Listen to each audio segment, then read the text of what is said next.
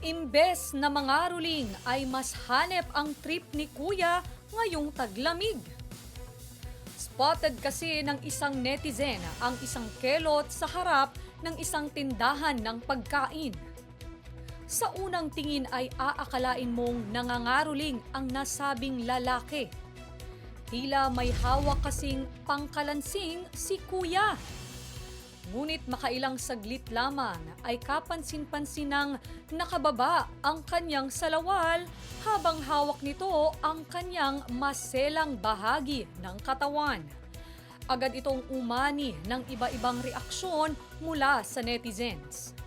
Bagamat may ilang natawa sa naturang video, ay may ilan namang nabahala sa kanyang naging akto. Anila, hindi ito kaaya-aya sa pampublikong lugar at nakakaawa ang biktima rito ng kelot. Walang malinaw na detalye ang motibo rito ng lalaki, kung saan ito naganap at kung may tao sa loob ng tindahan.